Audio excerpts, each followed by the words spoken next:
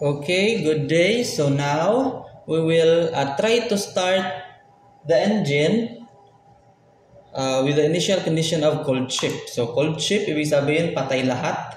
Wala pang naka-line up na mga valves. So and then wala pang power. So malamig na bangkay yung ating barko.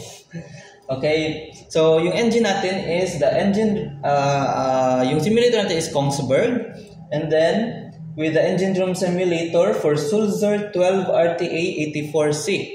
So 12 RTA 3 yung engine natin,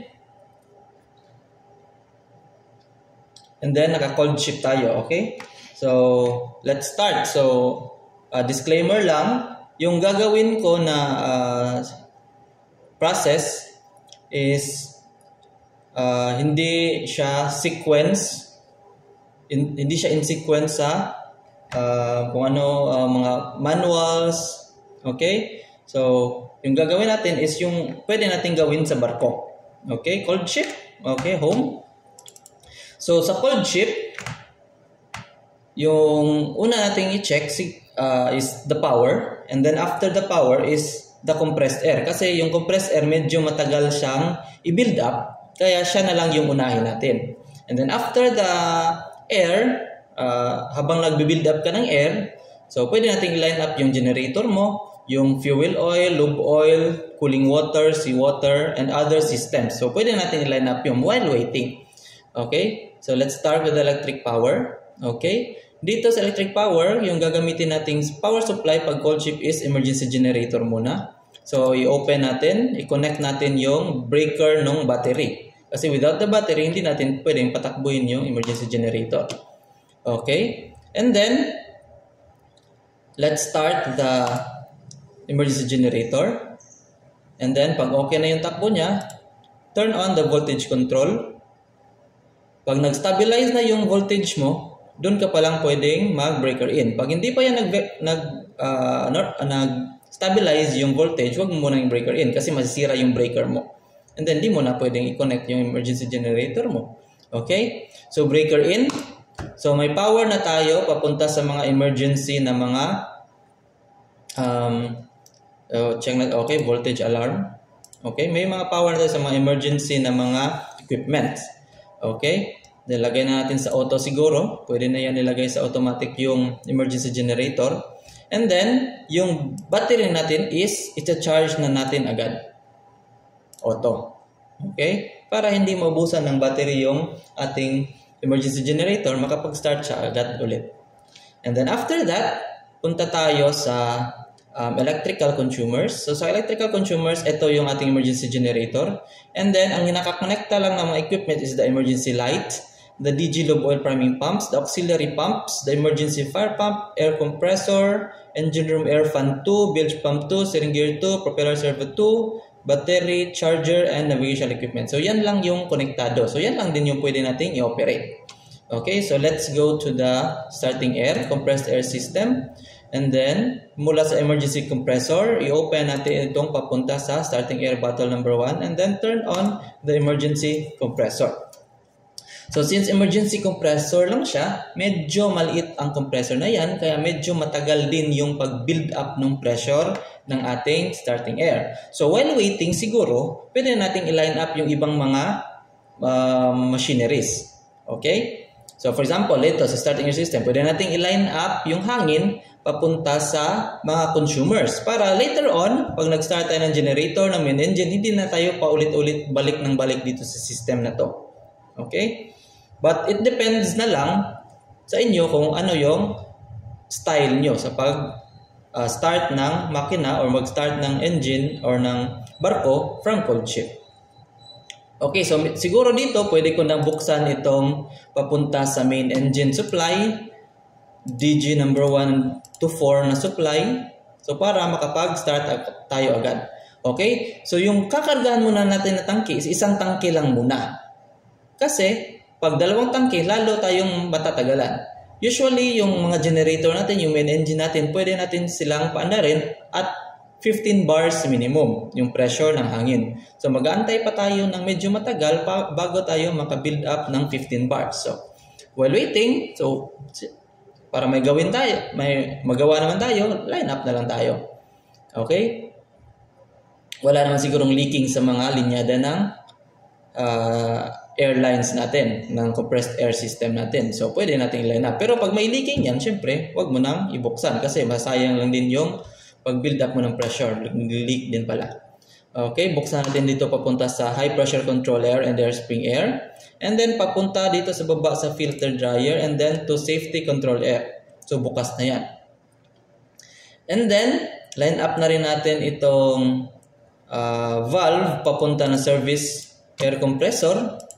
So, maya, pag-start natin ng service air compressor, so pwede natin agad i-start kasi naka-line up na. And then, yung cooling niya, buksan na rin natin. Okay, so yung system natin sa compressed air system is all goods na. So, waiting na lang tayo na ma-build up natin yung pressure. Okay, next natin line up is the generator. Okay, DG1 to DG4. Okay, so sa generator, ano pwede natin line up? Okay, muna dito si water line. Buksan natin yung inlet and yung overboard. And then sa fresh water line, wala na tayong ila-line up dyan. Maybe yung preheater, pwede natin ilagay sa auto siguro. And then yung fresh water expansion tank, kargahan natin up to 70%. Sa langis naman, okay, kargahan natin up to 70% yung lube oil sump tank. And then start natin yung lube oil pump manual. Oops, nakalimutan ko yung valve. Okay, so manual natin yan i-start para magkaroon ng langis yung ating main engine. Yung generator pala. Auxiliary engine. Okay, so 70 na siya. So goods na yan. After that, let's check the fuel supply. So fuel supply mula sa DO service tank, check natin baka sarado. Okay, so this is the DO service tank. Buksan natin yung quick closing valve. And then yung supply ng diesel papunta sa boiler, main engine, and the generator. So buksan na natin yan lahat. Kasi mamaya gagamitin din naman natin yan. So pati sa HFO service tank, buksan na rin natin. So sa quick closing valve, to boiler, and to main engine system. So bukas na rin para pag kailangan natin mamaya ng fuel, so pwede na tayo agad mag-start. Okay, so balik tayo sa DG1. Naka-line up na yung fuel line natin mula sa service tank. And then papunta dito, buksan naman yung quick closing valve. And then one filter. Isang filter lang yung buksan kasi naka-standby yung isa. In case na magbara yung number 1, lipat agad sa number 2. Okay, so goods na ang ating DG1. Okay na lahat. And then after that, since wala pa naman tayong gagawin, line up na natin sa DG2. Okay, fuel, quick closing, and filter, valve open. Preheater and auto, karga ng expansion tank, karga ng lube oil sump tank, patakbo ng lube oil pump. Okay, buksan yung filter. Palagi nating paragi ako nalilate. So dapat unang buksan mo na yung valve bago yung pump. And then wait sa tangke na umabot ng 70%. Okay?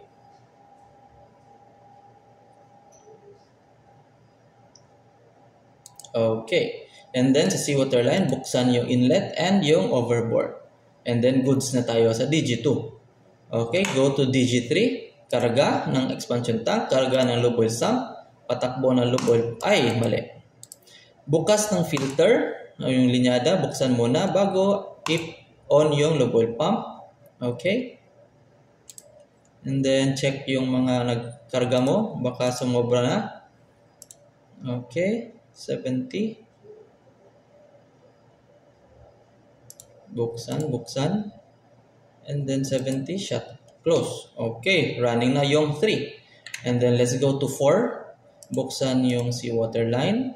Karga ng expansion tank, automatic. Bukas ng filter, patakbo ng lube oil pump, and then magkarga. And then sa fuel line din, magbukas. So, ganun lang kabilis mag-line up. Pero sa barko, syempre, mano-mano mong bubuksan yung mga valve na yan. So, medyo matagal konti.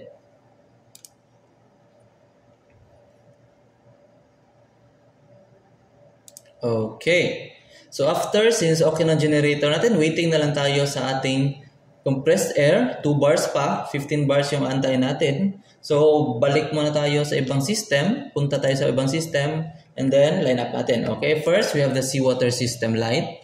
Seawater system, so una, depende kung saan kayo na barko, saan yung barko nyo, kung nasa Puerto kayo, o nasa gitna ng dagat. Okay, so pag nasa Puerto, high sea chest yung gagamitin natin. And then, pag nasa gitna ng dagat, sa malalim na mga lugar, parte ng dagat, so pwede tayong gumamit ng low sea chest. So ngayon, sige, sabihin na natin nasa Puerto tayo. So let's use the high sea chest. And then valve to pump. And then dadaan ng freshwater cooler. Lalabas ng freshwater cooler. And then overboard. And then meron din siyang recirculating valve in case na malamig yung tubig. Pwede natin i-recirculate. Okay, so okay na yung line up natin dyan. And then after that, we can turn on the auxiliary pump since connected naman siya sa emergency generator. Okay, so okay na tayo. And then, auto pala. Let's put the temperature control to automatic. Okay, so that's okay. Maya, MGPS, pwede natin i-on yan pag may power na. Okay, page down. So, seawater ballast system, so trabaho na yan ng chief mate. So, hindi natin gagalawin yan. Bunkering system, puno naman yan. So, hindi natin gagalawin muna. Settling tank, medyo may laman pa. So, di na muna natin gagalawin. Maya, pag may boiler tayo, pwede natin buksan yung steam na yan. Okay. Service tank, okay, nabuksan na natin yung linyada papunta sa mga consumers. So, next, purifier. So, wala pa tayong power. So, hindi muna natin gagalawin yung mga purifier natin. Okay, here, we have the freshwater system. So, magsimula tayo sa low temperature freshwater pump. So, from the pump, dadaan siya ng mga cooler. So, bubuksan natin ito sa stern tube, sa aircon, air compressor, turbocharger, main engine lube oil number 1. Yung number 2 is on standby. Charge air cooler number 1, 2, and 3 since tatlo yung turbocharger ng makina natin. So, buksan natin yan lahat. And then, outlet palabas. And then, babalik dito sa ating freshwater cooler. So, buksan natin yung freshwater cooler. And then, yung bypass ng 3-way valve, buksan na rin natin. And then, automatic yung ating control. So, okay na yung flow ng ating low temperature freshwater. And then, buksan na natin yung pump. So, ganun lang kasimple. Okay, dito tayo sa high temperature freshwater pump. So, mula sa pump, bubuksan natin itong papunta sa preheater. And then, inlet to main engine. Outlet to main engine. And then, papunta dito sa pabalik ng 3-way valve. Dito pala. Okay, papunta dito, pabalik ng 3-way valve. So, okay na yung flow niya. Pwede na tayong magpaandar ng auxiliary pump. Okay. So, di na muna natin gagamitin yung freshwater generator kasi sa pag nagbiyahe na tayo, tumatakbo na yung barko and then medyo malayo na tayo sa lupa, dyan pa lang natin pwede gamitin yung freshwater generator. Okay, nag-alarma siya ng low pressure, normal lang yan kasi maliit na bomba yung ginagamit natin. And then, yung temperature control, lagay sa auto. Matic. Okay. Ito, maya pa natin pwedeng kargahan yan kasi wala pa tayong power. Okay, naka-emergency lang tayo, emergency generator. Okay, yung mga temperature, mag-aalarma din yan kasi syempre wala pang heating. So, may lalamig pa yan. Okay, so normal lang yan kasi wala pa tayong boiler. Okay, next, we have the fuel system. So, line up lang natin, di natin yan pwedeng pandarin kasi emergency generator lang tayo. Okay. From the HFO service tank, dadaan siya dito sa pump, dadaan dito sa flow meter, and then to booster pump, and then to heater. So, buksan natin yung heater. Isa lang heater gagamitin. And then to back flush filter. Pag nagbara na yung back flush mo, need maintenance, kaya dun ka palang pwede gamit ng bypass. So, ngayon, back flush filter. And then, buksan mo yung supply papunta ng generator. And then, yung quick closing valve papunta makina. And then, yung fuel circulating supply and fuel circulating return. Buksan mo rin yan. And then, yung fuel natin is babalik natin sa vent tank para mas mabilis nating mapainit. Okay? And then, automatic yung viscometer. So, that's it. Naka-line up na siya. Waiting na lang tayo sa power para ma-start natin yung supply pump and booster pump. Okay. So, dito sa Steam siguro, pwede na natin buksan. Buksan lang natin. Yan. Or pwede rin later mo na buksan. Pag may pressure build up na dun sa boiler mo, pwede rin. Para ma-prevent mo lang yung thermal shock. Next system, we have the lube oil system. Okay, buksan natin tong mula sa purifier. And then, to pump, buksan natin tong sa cooler. And then, itong bypass din. And then, dadaan ng back flush filter. Dadaan ng crosshead pump. Bubuksan natin yan. Yung inlet papuntang main engine. And then, ilagay na sa automatic control itong ating 3-way valve. Okay, so, goods na yan. Pwede natin kargahan mamaya pag may power na tayo. Okay, try natin kung pwede magkarga. Okay, hindi pwede kasi walang power. Hindi natin mapapaandar yan. Okay, next, we have the turbocharger system. So, wala namang ila-line up dyan. Nakabukas na. Ito. Next, turbocharger system number 2. Okay, meron tayong lube oil dito. So, may lube oil dyan. And then, buksan natin itong valve. And then, itong valve dito, pwede natin buksan.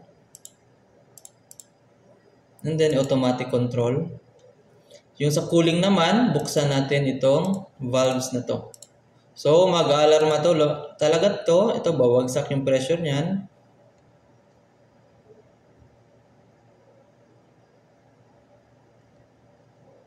Hintayin natin sarado.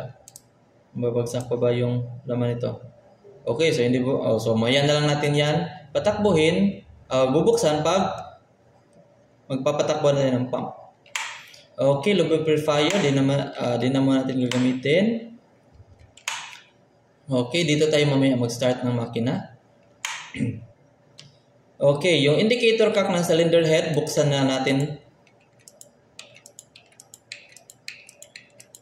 Kasi baka turning gear tayo na nakasarado yan, masira yung turning gear natin or magti-trip. Okay, goods. Dito naman, monitoring lang. So, wala na tayong gagawin. Mamaya, yung aircon, patatakbuhin natin yan. So, pwede natin buksan nitong cooling lines. Itong mga linya niya. Para mamaya, pwede natin i-start yan. Sewage treatment. So, wag muna natin galawin. Incinerator, wag muna. Ito, sa cathodic protection, maya, pag may power, pwede natin i-on yan. Marine growth, ano ba ginagamit natin? O sa high CHS, diba? So, high CHS port side siguro tayo. Okay, bukas na yan. Maya, pwede natin i-on yan. Okay, stern tube. Sa stern tube, naka-high CHS tayo. Tingnan natin yung barko. Pag yung barko natin is walang laman, mag-low gravity tank tayo. Tapos, pag maraming laman, so high gravity tank tayo. So, check natin. So, since walang laman itong ating barko, so mag-low gravity tank yung gagamitin natin. And then, mamaya, maya na lang siguro. Kasi baka yung tangke dito maubos. Yung laman yan, maubos.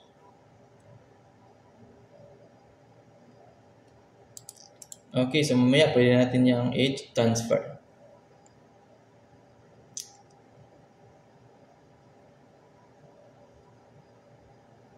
Or ngayon na lang, sige. Para tumaas yung pressure dito. Okay na yan. Kaso, kailangan talaga mapatakbo natin yan para ma-maintain natin yung pressure na difference ng ating stern tube.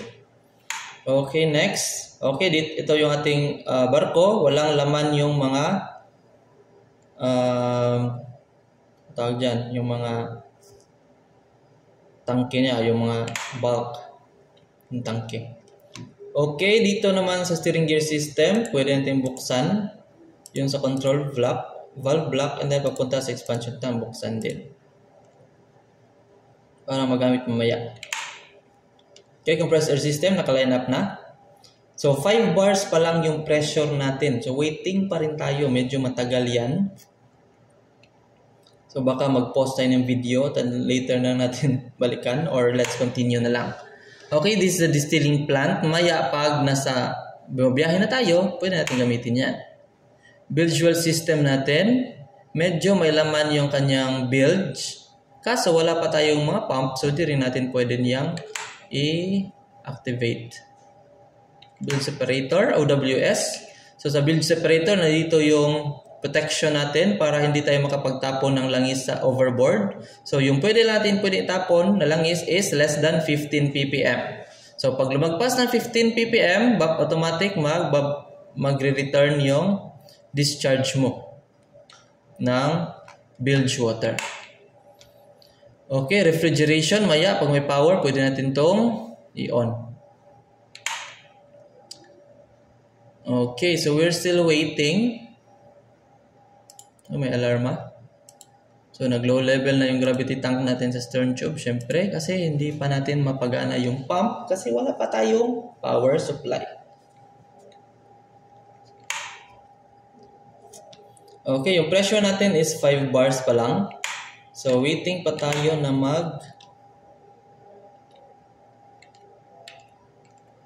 ito, reefer. Maya, buksan natin yan. Ito, boiler. So, magpapatakbo pa tayo ng boiler. So, medyo matagal talaga pag cold ship. Forward mooring winches. Ito yung mahawak ng tali ng barko. Aft mooring winches sa likod naman. Okay, power shift generator control. Okay, dito compressor natin. Pwede natin ilagay sa automatic mamaya. Auto shift indicator panel. Nandito yung pressure and temperature and other parameters ng engine. Check mo kung pwede natin i-check kung normal siya or hindi. Auto shift engine control. Ito yung sa engine control room natin. And then sa bridge naman nandito. Bridge ship course control. So, dito natin makikita yung position natin, kung ano yung rudder natin, saan papunta, anong course, and then yung rudder position natin, ilang degrees na. Okay, dito, pag may apoy, pwede tayong mag-fire alarm, mag-activate ng CO2, may water mist, and then mag-shut off ng mga valves, mga quick closing valves, and then ventilation din. So, diagram, low diagram, check natin dito kung yung barko natin is normal pa ba, hindi siya nag-overload, okay pa ba yung kanyang load.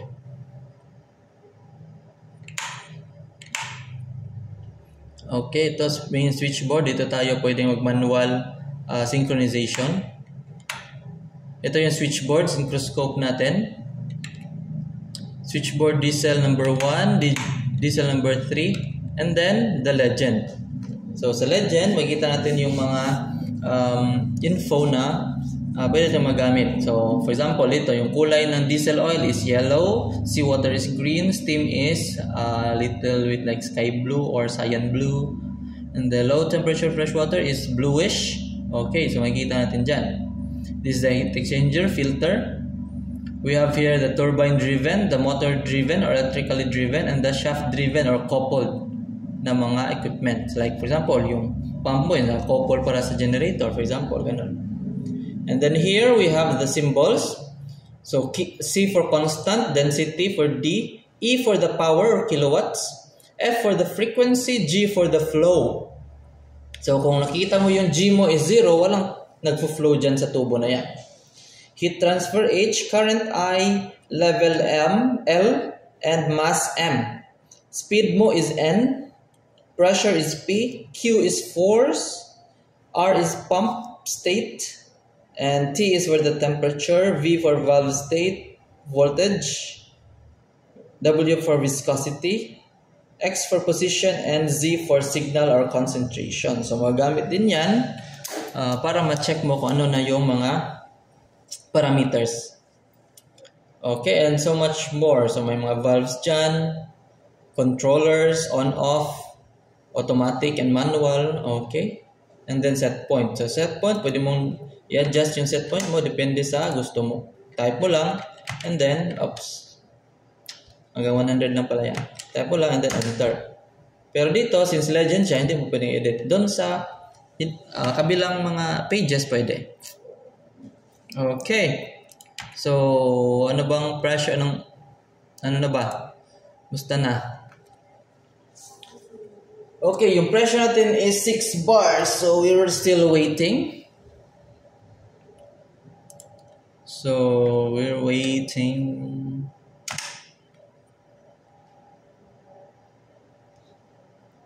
Okay. So ano pa ba? Okay na lahat.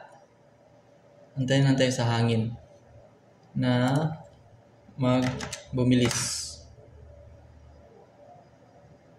Magkakarga pa tayo dito.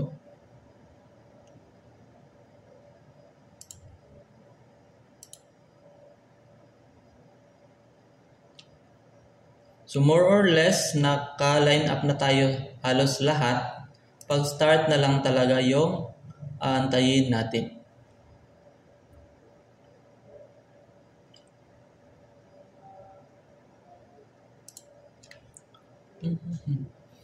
So pag nakapatakbo na tayo ng isang generator, pwede na nating i-on agad yung boiler. Kasi medyo din matagal yung waiting time sa boiler para mapataas natin yung pressure build-up.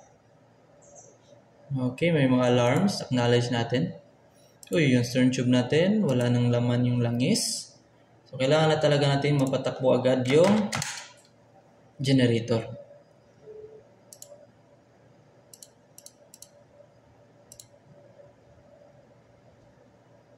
So, sa taas, marami tayong alarms dyan. Kasi syempre, hindi pa tumatakbo.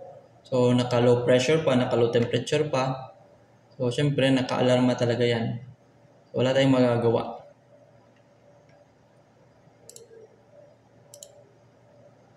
Okay, 11 bars na. So, waiting na tayo.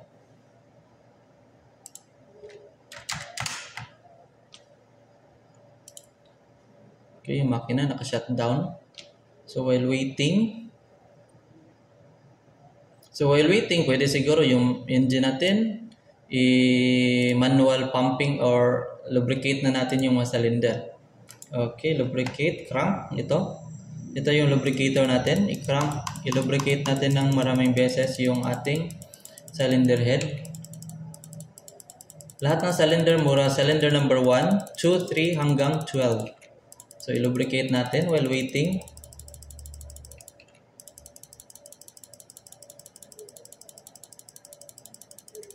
Okay.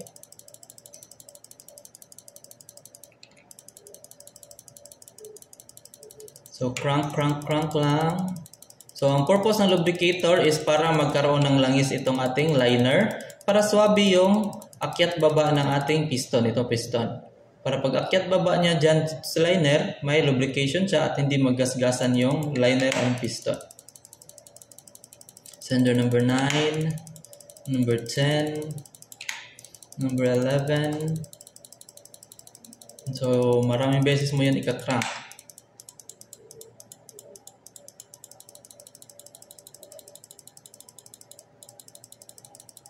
Lalo na pag cold shift, kailangan naka-crank talaga yan or naglo-lubricate ka ng maraming beses. Kasi sa cold shift, okay, so okay na yung ating hangin.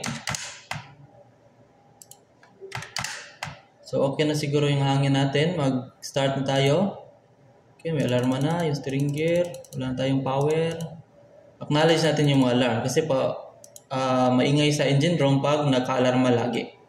Okay, start tayo ng generator. Generator number 1, start natin. Since naka-manual na yung low oil pump, start natin. Pag nag-normalize na tong ating RPM, pwede na nating ilagay sa automatic itong ating pump control. Okay, normalize at 700.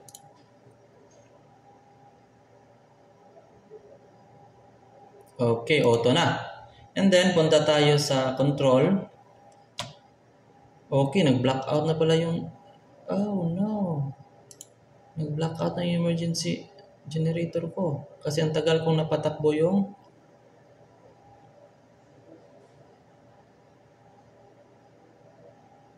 Tagal kong napatakbo ang generator.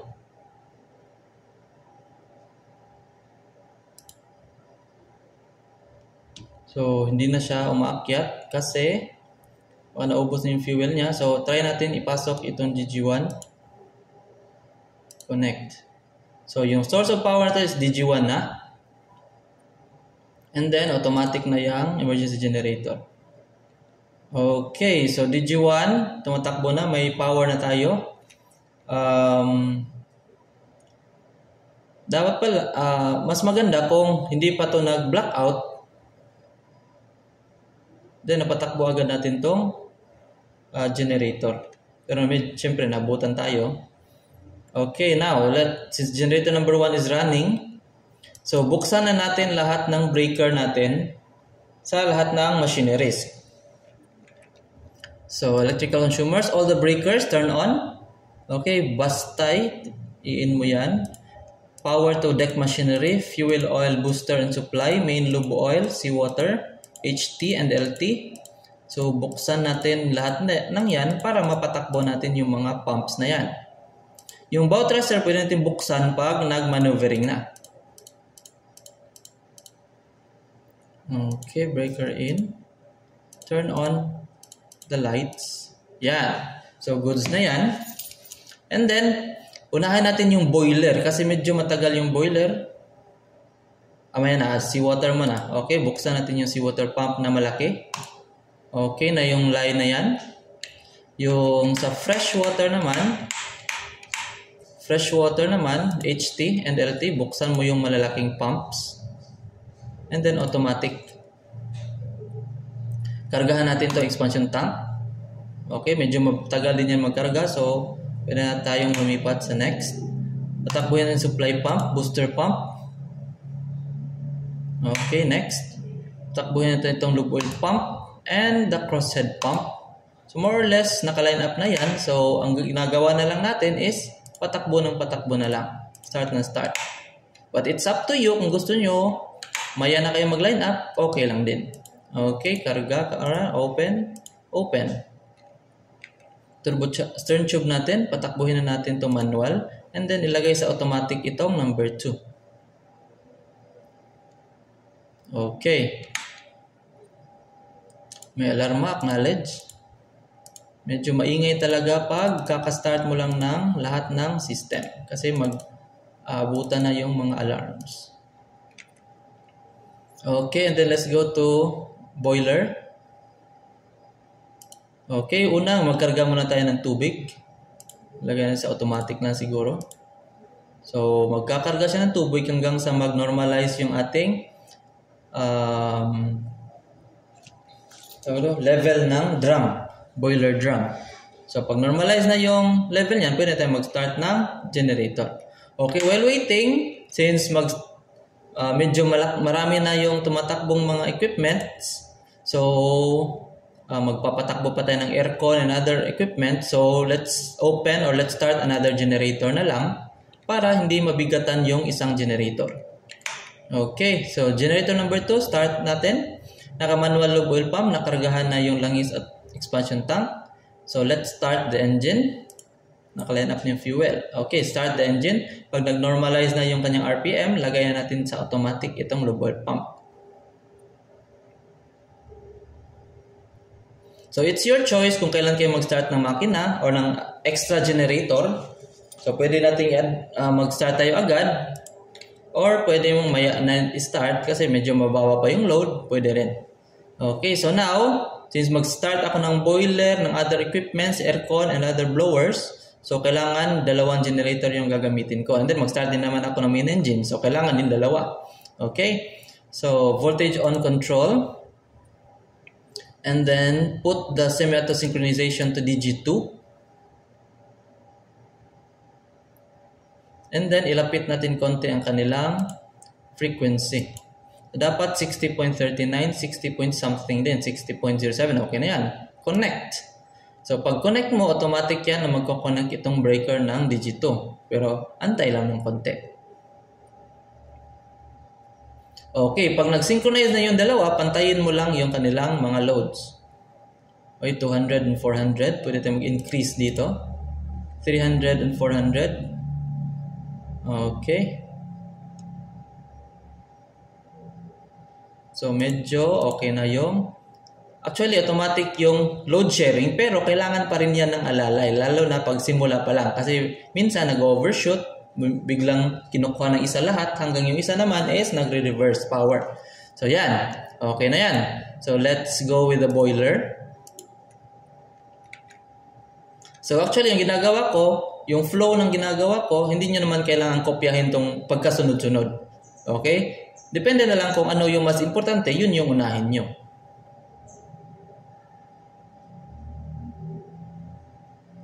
Okay, so let's go to the boiler. So okay na siguro yung laman niya. Okay, so okay na yung level niya. Pwede na tayong mag-start sa diesel. So diesel muna kasi diesel din naman yung since malapot pa yung heavy fuel oil, diesel lang pwede natin gamitin. Okay, since naka-line up na yung diesel papunta sa boiler, okay na yan. Okay, turn on natin yung heating cable. And then reset natin itong alarm. Yung flame out alarm. Lagay sa automatic itong pressure control. And then start the boiler or manual. So di pa pwedeng automatic. So start on manual. Okay, so magbi-build up na yan ng pressure. So una niyang gagawin is purge on. Okay, nagbibigyan na ng hangin. And then burner air. Nandito naman yung kanyang ginagawa, burner air na. Then after that, magbibigyan ng langis and then mag-ignite itong igniter para umapoy. Okay. And then pag next is the main burner na, kukunin niyang apoy hanggang sa umapoy na yung main burner natin. Okay, flame out failure. So reset lang natin.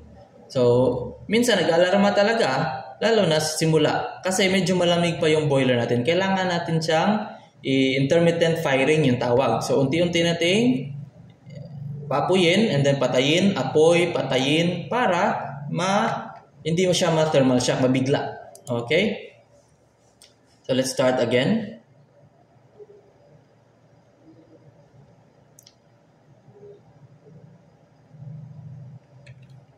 Okay, while it's starting, lagay natin sa auto na tong pump natin sa para sa economizer. Okay, so okay naman ang laman ng tubig dito. So sana umapoy na yung boiler natin. Okay, igniter on, burner oil on. So I hope na mag-flame na talaga siya.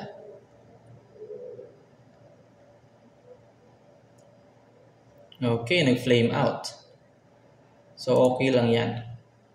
Okay, reset lang. And then start ulit. So hanggang sa umapoy siya. So check natin yung iba. Punta tayo sa, saan na tayo? Fresh water, okay na yan. Tumatakbo na. Fuel oil, tumatakbo. Lube oil, okay na. Okay. Yan, okay na. Saan pa ba tayo?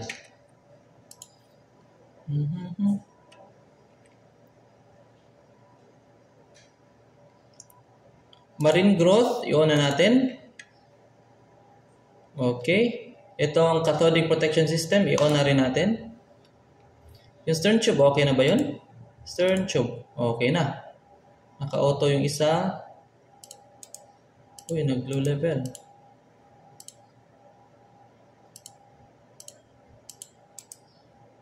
Okay, auto. So, naka-low level, kagahan natin. Okay, yung boiler nag-trip ulit. So, okay lang yun. So, kargahan muna natin ito dito. Okay, nag-normal na siya. Pero kailangan makaabot na siya ng 50% or more than 50%. So, medyo matagal ba? Okay, wait na lang natin. Okay, yung fresh water pala, nagkakarga ako. So, baka mataas na. Uy, wala pa rin. Mababa pa rin. So, medyo matagal talaga siyang magkarga. Okay, stern tube, wait natin na more than 50% siya. Dito sa kanyang level gauge. So, medyo matagal pa. Balikan natin yung boiler. Fire natin ulit. Automatic. Manual start. Or reset pala. Then start. So, I hope na mag-apoy na yan. Balik tayo sa stern tube kasi nagkakarga tayo. Baka lang makalimutan natin. Mag-overflow. Delikado. Maubos yung langis natin. So, around 40% na siya. Malapit na. Okay, 50%.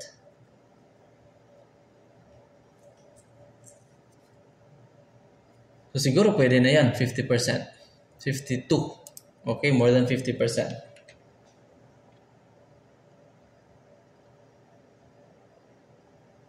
Okay, yung boiler, nag-trip ulit. Check natin sa boiler kung anong problema. Steam generation, okay naman. Yung pump, okay yung level. So, yung boiler na lang nag-trip. Punta tayo sa boiler trip. So, diesel, double check natin yung diesel. Kung may diesel nga ba talaga, papunta sa boiler. O, ito. Okay na. Boiler.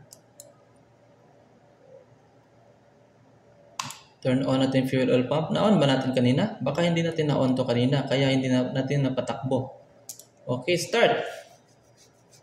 Yun. So, parang nakalimutan tong fuel oil supply pump. Hindi ko na-turn on ata. Okay. So, yan. Aapoy na siguro talaga yan. So, after nyan, build up lang natin yung pressure up to 7 bars. Automatic naman yan, pressure control. And then, pwede natin mabukas ng main valve. Okay, malapit na. Okay, so maapoy na talaga siya. And then, okay na yan. So, wait na lang natin ma-build up yung pressure. While waiting, so punta tayo sa main engine. Line up natin lahat. Naka-line up na ba? Okay, fuel oil, okay na. Halos naka-line up na rin pala lahat. So, let's prepare the engine na lang. While waiting sa boiler, para hindi siguro tayo matagalan sa simulator natin. So, i-line up ko na rin yung mga lines ng steam lines papunta dun sa mga consumers. So, sa process steam. So, wag mo lang buksan muna itong main valve kasi may possibility na yung tubig na nasa loob ng boiler, kakakulo pa lang niya, baka magkaroon ng carryover. Umangat lahat. And then, hindi na makabuild up ng pressure.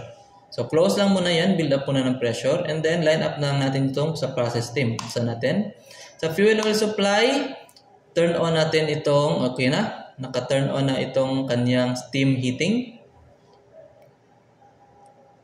And then, back sa fuel oil service tank.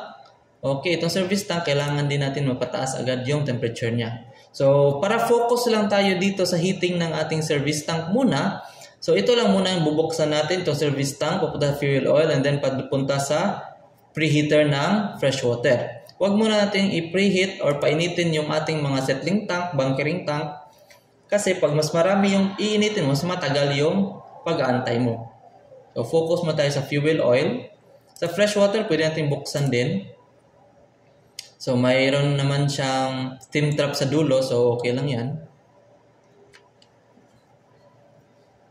Okay, ito medyo mataas na. Pwede natin patayin itong karga ng expansion tank. More than 50% na yan. Okay, while waiting, turn on na natin yung mga fans natin. Engine room exhaust fan, kahit mga low lang muna. Accommodation fan, start. Purify room fan and sewage room fan. Okay, tumatakbo na lahat.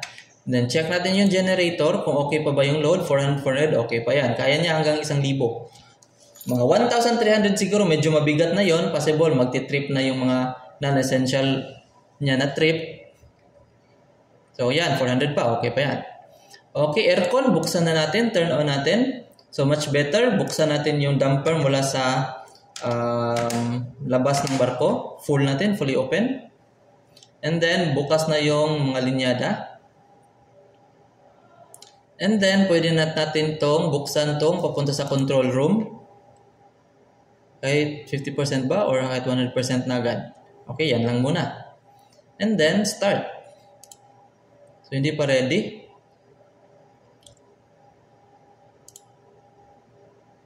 Auto.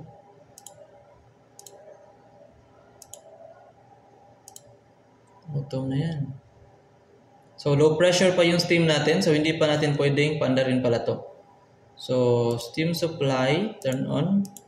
Mababa, 1 bar. So, wait na lang tayo na magtaas yung pressure na yan bago pala tayo makapag-start ng aircon. Ano pa ba? Steering gear. Okay na yan. So, nag-low level. Kargahan natin. Okay, more than 50%. Pwede na yan. Bilge well natin, may laman. Pwede siguro natin i-drain or i-suck natin. Ito, buksan natin to. And then, i-pump natin sa papunta ng bilge tank. So, G, may flow ba? Wala. Wala. So, baka wala. Ito. Ayun, may flow na. So, ubusin lang natin yung laman ng ating dito para mawala yung high level alarm. Bukas. Papunta sa centrifugal pump. At ayaw bumaba, mahina siguro. Mabagal yung paghigop niya. Kasi marami din yung binuksan natin, 4. So, okay, focus muna tayo dito sa siguro sa 2. Para mawala lang tong high level alarm. Yun. Isa muna.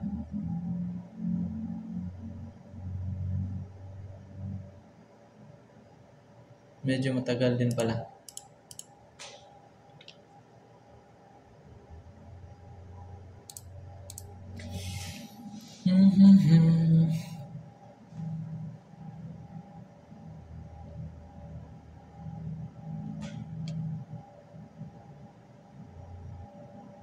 Di ba pwedeng i-activate natin yung piston pump dito?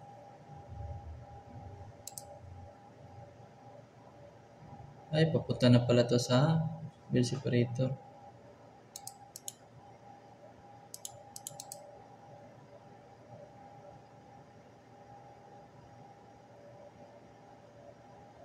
Okay, pwede natin pump control auto. Ay, ito pala yun.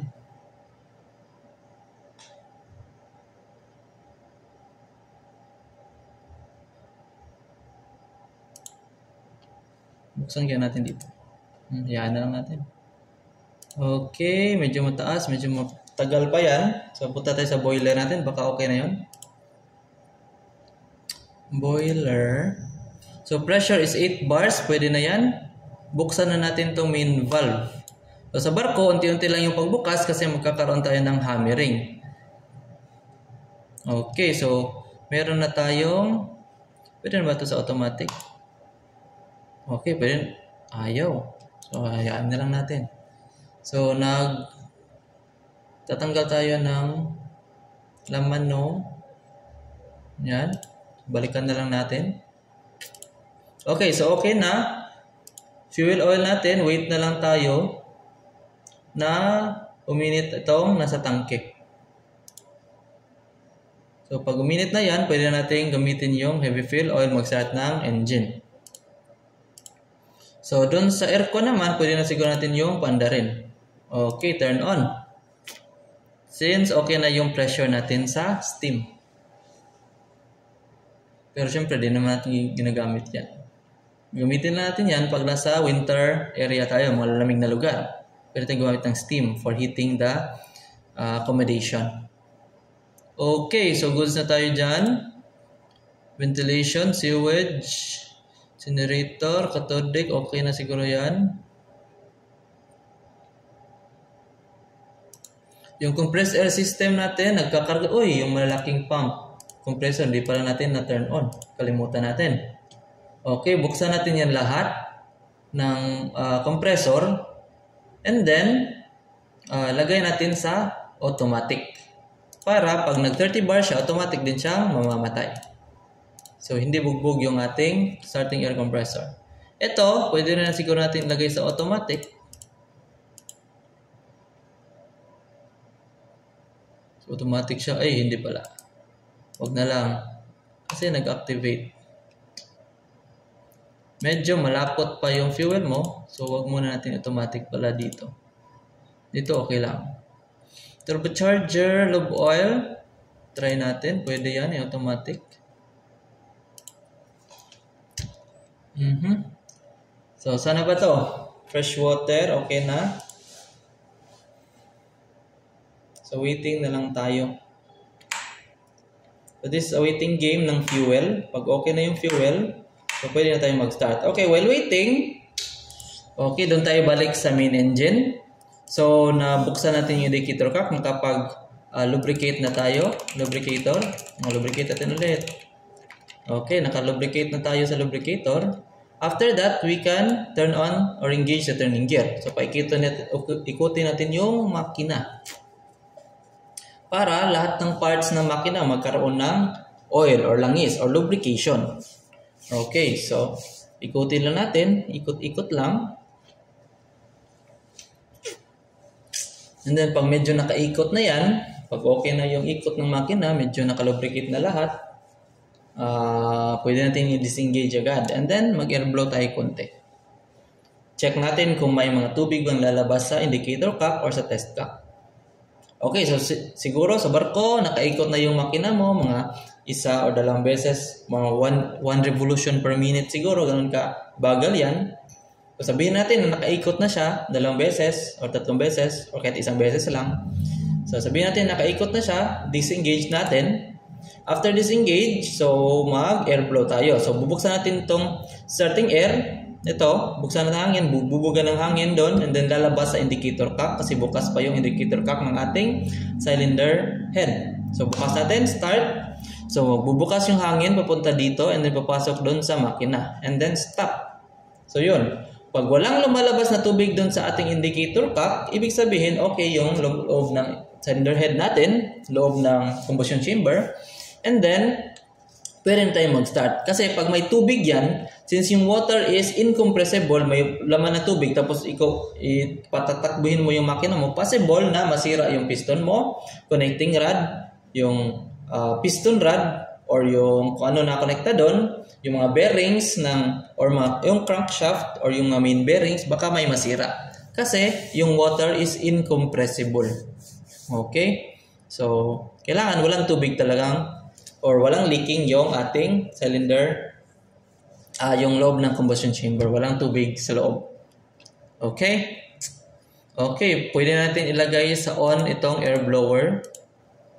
And then, automatic para may hangin yung ating combustion chamber. Or, pwede rin, mayan na natin yan patakbuhin pag mag-start na talaga tayo ng makina. Okay? Okay. So, check natin yung boiler. Ano pa ba? So, okay na dito. Naka-disengage ng ating main engine. Actually, pwede mo itong gawin sana pag okay na yung fuel mo kasi medyo matagal pa painitin yung fuel natin. So, nag-airblow lang ako while waiting. But it's much better na okay na yung fuel mo bago ka mag-airblow. Okay, so tapos na mag-airblow, pwede ko nang i-close tong lahat ng mga indicator cocks or test cock. So, close na lahat. Okay na yan. And then, wait tayo sa fuel natin kung okay na tong ating viscosity. So, paunti-unti na. So, yung goal natin is mapaabot ng 15 centistokes or less yung ating viscosity. So, medyo okay na yan. O, pababa na yung ating viscosity. Okay, pag okay na yung viscosity, pwede na siguro tayo mag-start ng engine. Okay, 18 bar, 17, 16, okay, nawala na yung kanyang high viscosity alarm. So, okay na yung ating fuel. Okay, so we can now start the engine. Okay, so first ating gagawin, syempre gato yung nagbukas tayo ng indicator cock. After nagbukas ng indicator cock, cylinder lubricator, and then after that, nag-turning gear, engage ito. And then, after that, nag-disengage, and then nag-air blow. After ng air blow, nag-close tayo ng mga indicator cock, ito. Close na natin yan. And then, we are now ready to start the engine. So, before we start the engine, tatawag muna tayo sa bridge. So, sa bridge, tatawag tayo. Bridge meaning, okay. Sa bridge, tatawag tayo ng bridge, engine room. So, magpapatakbo na kami ng makina. Okay, sabihin ng bridge, okay, wait, engine room. So, tatawag naman yung bridge dun sa kanilang OS or AB or officer na nasa pupa o nasa likod ng barko. I-check nila dun sa likod kung wala bang mga pwedeng tumama sa propeller natin. Like for example, walang nagbabangka doon, walangoy, or walang mga tali na nakalaylay.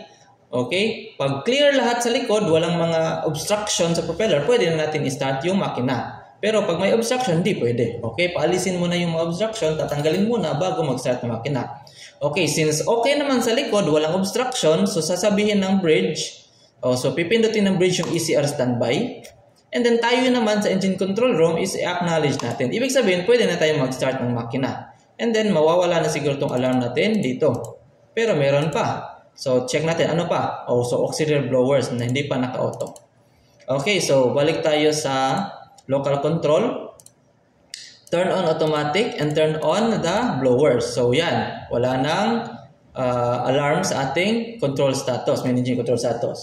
So, based on practice, best practice natin na mag-start ng engine at local control para in case na may mga biglang umusok, biglang umapoy, or may mga biglang sumirit, mga leakages na malakas. Okay, pag may nakita tayong ganun, emergency stop agad natin yung makina. So, pangit kasi pag nasa bridge ka nag-start ng makina tapos hindi mo alam na umapoy na pala makina mo, hindi mo nakita, so hindi mo mapapatay agad. Okay? So, it's best practice na local control tayo mag-start. But to some engineers, yung chief engineer nagsa-start ng makina, doon sila sa engine control room, while yung duty engineer and yung oiler niya is nasa makina mismo in front of the engine, and then iniikutan nila lahat bago chine-check nila lahat na walang abnormalities. Okay? May ibang usual practice din, ganun din.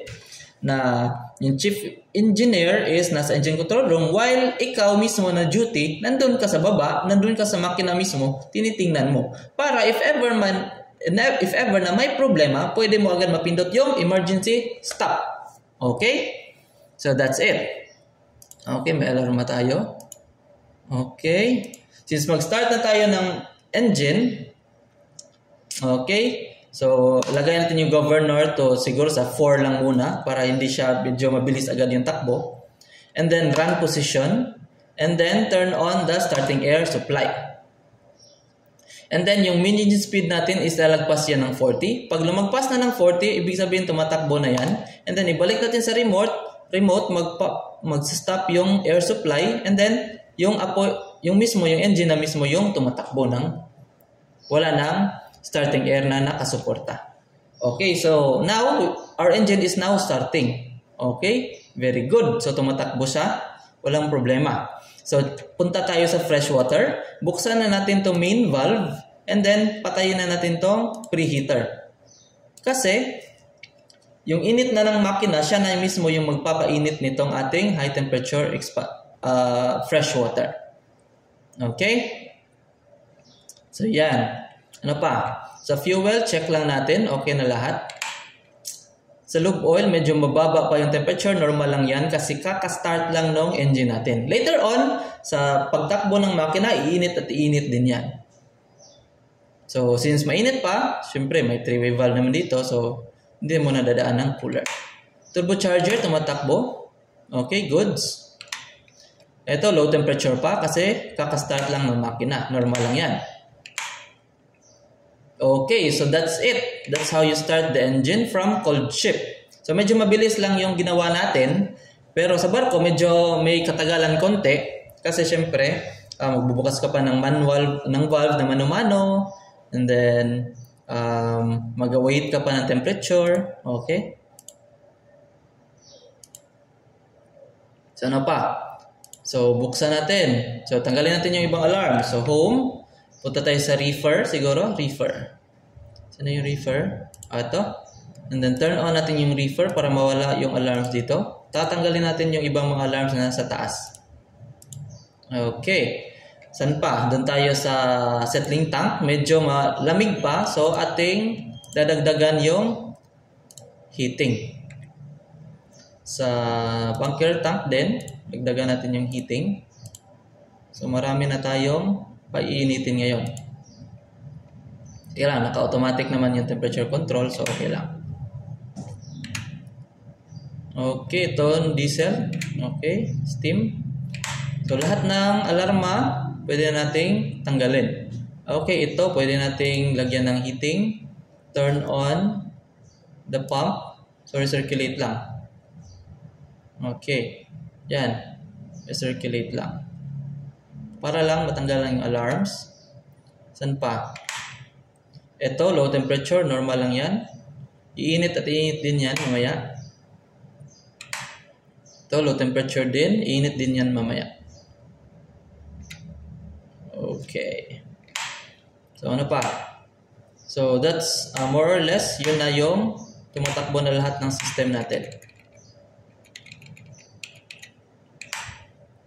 Alarm. Purifier, heater. Nag-high temp naman. Sumobra naman. So, okay lang yan. Automatic naman. Ay, hindi pala naka-auto. Kaya pala. So, pasensya. So, since hindi naka-auto, so, nag-overshoot naman yung temperature niya.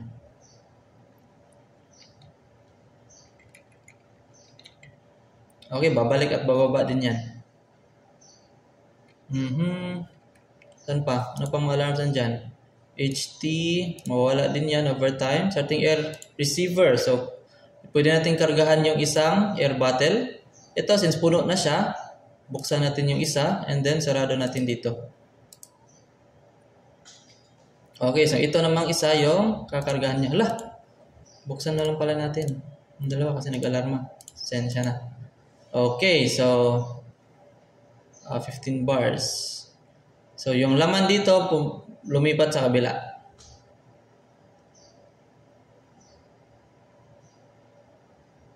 Okay, mawala din yung alarma na yan. So nag-fail yung hangin natin. Okay lang ba yung makina? Baka nag-trip yung makina natin. Okay, tumatakbo pa pala. Failure reset. Okay. So, goods.